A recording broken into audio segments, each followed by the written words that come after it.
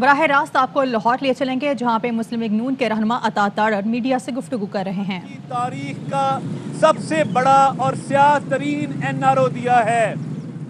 آپ اس NAB ordinance کو پڑھیں۔ اس کی شک نمبر 2 کہتی ہے کہ وفاقی کابینہ، صوبائی کابینہ، پارلیمانی کمیٹیز، حکومتی کمیٹیز اور جتنی بھی کمیٹیاں ہیں جس میں وزراء بیٹھتے ہیں، وزراء ان کی سربراہی کرتے ہیں، ان کے کسی قسم کے فیصلے کو نیب سوال اس پہ نہیں کر سکے گا۔ نیب کا دائرہ اختیار ختم کر دیا گیا ہے ان فیصلوں کے اوپر۔ صوبائی کابینہ نے پنجاب میں عثمان بزدار صاحب نے چینی پر سبسڈی دی، اس کو بھی NRO دے دیا گیا۔ عمران خان صاحب نے چینی ایکسپورٹ کرنے کی اجازت دی وفاقی کابینہ میں بیٹھ کے، اس کو بھی استثناء دے دیا گیا۔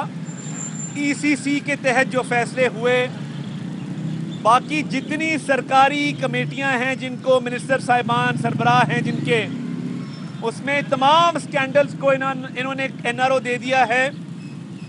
اور یہ NRO صرف عمران نیازی اور ان کے حواریوں تک اور ان کی ATMs تک محدود نہیں رہا۔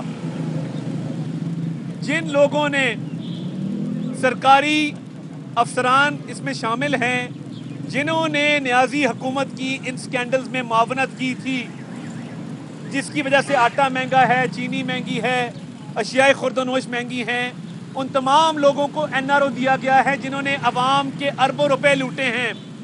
اور ایک وزیر جو بد زبان بھی ہے، بد کلام بھی ہے، بد شکل بھی ہے، وہ عام عوام کو مشورہ دیتا ہے کہ چینی کم کھاؤ، آٹا کم کھاؤ۔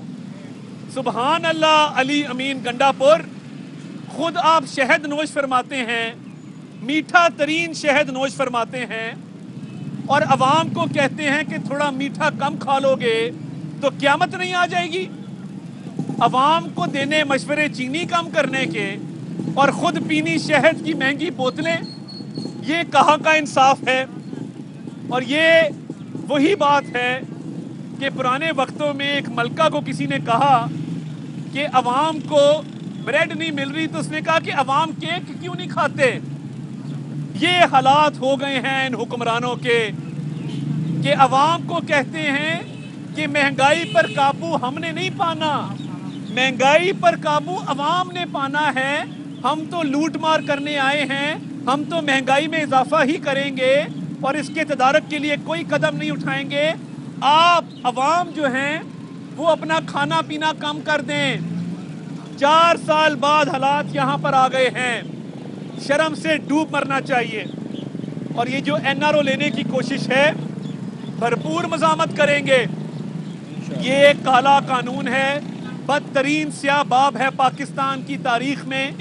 اس آرڈیننس کے خلاف مکمل طور پہ متحرک ہو کر اس کے خلاف مزاحمت کریں گے۔ اس آرڈیننس کے اندر اپوزیشن کو دیوار کے ساتھ لگانے کے لیے پرائم منسٹر نے احتساب کی عدالتوں کے ججز کی تعیناتی کا اختیار اپنے ہاتھ میں کر لیا ہے، اور ریٹائرڈ ججز 68 ایئرز آف ایج، ان کو احتساب عدالتوں میں پرائم منسٹر کے مشورے پر لگایا جائے گا۔ اور اس میں انہوں نے اپوزیشن کے کیسز کو ٹارگٹ بنا کر ڈے ٹو ڈے چلانے کی بھی شک ڈالی ہے۔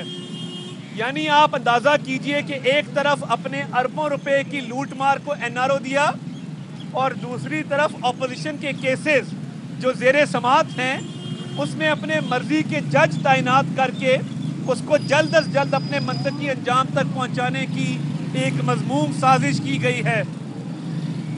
اور دیکھیے، جہاں تک چیئرمین نیب کی تعیناتی کا سوال ہے، اس آرڈیننس کے اندر بھی یہی بات طے ہے کہ لیڈر آف اپوزیشن اور پرائم منسٹر کی مشاورت سے چیئرمین نیب تعینات ہوگا۔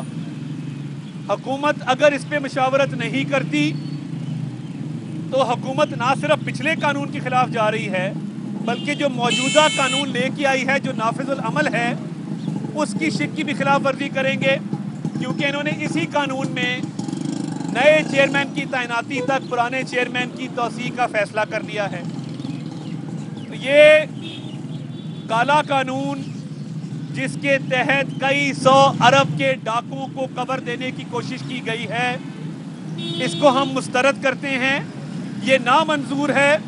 آپ کو اس تمام گھپلوں کا عوام کی عدالت میں بھی اور قانون کی عدالت میں بھی جواب دینا ہوگا، اور آپ عوام کے سامنے جواب دیں ہیں. ہم آپ کو بھاگنے نہیں دیں گے. آپ کو شہزاد اکبر نے جھوٹے کیسز بنوا کر، جھوٹی پٹیاں پڑھا کر پچھلے 4 سال قوم کے آپ نے ضائع کیے، چور ڈاکو کے نعروں کے اندر، اور خاموشی سے آپ کے لوگ ڈاکے ڈالتے رہے. تو یہ نیب کا قانون مسترد کرتے ہیں. اور جہاں تک ایف آئی اے کے کیس کا سوال ہے، شہباز شریف کبھی شیئر ہولڈر نہیں رہے، کبھی اس میں ایم ڈی نہیں رہے، چیف ایگزیکٹو نہیں رہے. ان کا اس ملک کے معاملات سے کوئی تعلق نہیں ہے، اور اس کیس کا بھرپور دفاع کریں گے. اور یہ نیب کے کیس سے بھی ہماری فیور میں ایک مضبوط کیس ہے. کل عدالت میں پیشی ہے، وہاں بھی انشاءاللہ اس پہ بات ہوگی.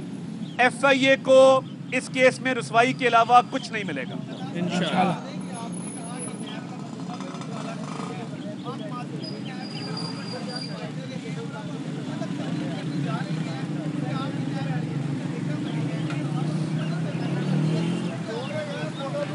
میں آپ کو ایک بات عرض کروں کہ جب نیب کا قانون ہماری دور حکومت میں اس میں ترمیم کرنے کی تجاویز لائی گئیں، سب سے زیادہ مخالفت اس وقت کی تحریک انصاف کی اپوزیشن میں بیٹھے ممبران نے کی، عمران خان صاحب نے کی. دیکھیے، جب قوانین بنتے ہیں تو وہ پارلیمنٹ میں بننے چاہیے، وہ فلور آف دا ہاؤس بننے چاہیے. آرڈیننس کے تحت قانون سازی ویسے ہی ایک ناپسندیدہ عمل ہے، اور اس کے تحت آپ اپنے تمام اقدامات کو استثناء دے دیں.